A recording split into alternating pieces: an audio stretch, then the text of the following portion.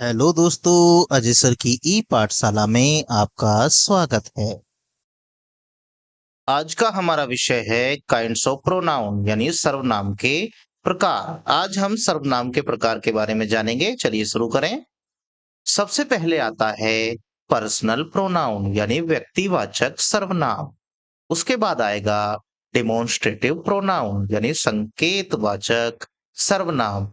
उसके बाद हम जानेंगे इंटेरोगेटिव प्रोनाउन यानी प्रश्नवाचक सर्वनाम। उसके बाद आएगा रिलेटिव प्रोनाउन यानी संबंध वाचक सर्वनाम।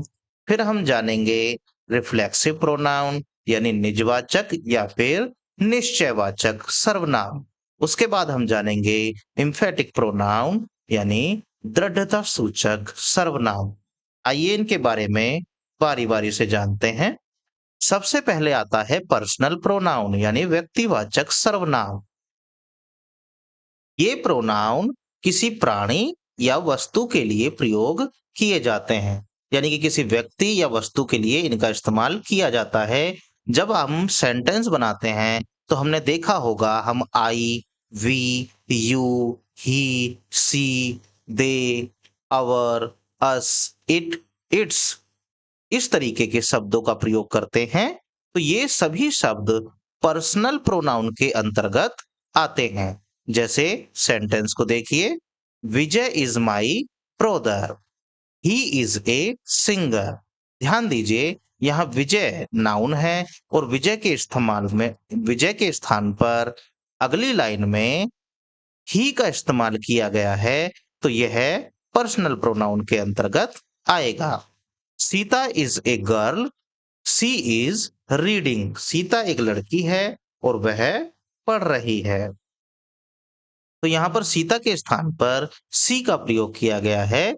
यहाँ पर भी इसे हम पर्सनल प्रोनाउन के अंतर्गत रखेंगे। ध्यान दीजिए, ये वो प्रोनाउन होते हैं जो किसी प्राणी या वस्तु के लिए प्रयोग में लाए जाते हैं। अगला देखते हैं। इसके बाद आता है डिमोन्स्ट्रेटिव प्रोनाउन यानी संकेतवाचक सर्वनाम।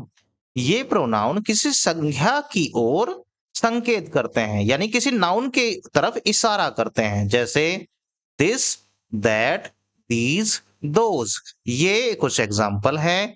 देखिए, this is my dog, that is your pen, these are animals, these are animals, those are boys। आइए आगे देखें। इसके बाद आता है इंटेरोगेटिव प्रोनाउन यानी प्रश्नवाचक सर्वनाम। ये प्रोनाउन प्रश्न पूछने का काम करते हैं। जैसे हु, whom, whose, which। इस तरीके के जो शब्द सेंटेंसों में इस्तेमाल होते हैं वो इंटेरोगेटिव प्रोनाउन के अंतर्गत आते हैं। जैसे what is this, who went away. चलिए आगे चले। इसके बाद आता है रिलेटिव प्रोनाउन यानी संबंधवाचक सर्वनाम। ये प्रोनाउन दो शब्दों को जोड़ते हैं तथा अपने से पहले आए नाउन से संबंध प्रकट करते हैं। ये है who, whom, which, whose, that। जैसे सेंटेंसों में यूज देखें, the boy who came here is my brother. अगला सेंटेंस देखिए, this is the book which you gave me. यहां दोनों सेंटेंसों को देखिए। द बॉय लड़का, हु केम हेयर जो यहाँ आया है, इज माई ब्रदर वह मेरा भाई है। लड़का जो यहाँ आया है वह मेरा भाई है। मतलब दो अलग अलग सेंटेंसों को ऊ लगाकर एक साथ जोड़ा गया है, इसलिए हम इसे कहेंगे रिलेटिव प्रोनाउन। आगे चलिए। इसके बाद आता है रिफ्लेक्सिव प्रोनाउन यानी निजवाचक सर्वनाम। जिन प्रोनाउन से कार्य का प्रभाव कर्ता पर पड़ता है या अन्य किसी पर नहीं। मतलब ऐसा प्रोनाउन जिसे पढ़ने के बाद हमें लगे कि जो भी कार्य हो रहा है वो सब्जेक्ट के ऊपर ही हो रहा है, तब हम कहेंगे कि यह रिफ्लेक्सिव प्रोनाउन है, जैसे my self, your self, her self, himself, itself, our self, your self, them self. इस तरीके के वर्ड हमें सेंटेंसों में लिखे हुए मिलते हैं, जैसे I will go my self. यहां पर माई सेल्फ रिफ्लेक्सिव प्रोनाउंस के अंतर्गत आता है। चलिए आगे बढ़ें। इसके बाद आता है एम्फेटिक प्रोनाउन, यानी कि दृढ़ता सूचक सर्वनाम।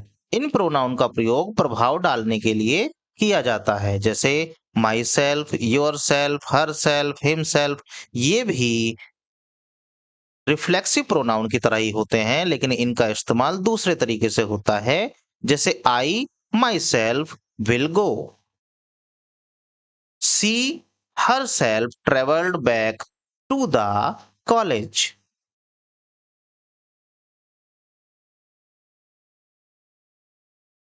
वीडियो को देखने के लिए आपका धन्यवाद। Thanks for watching.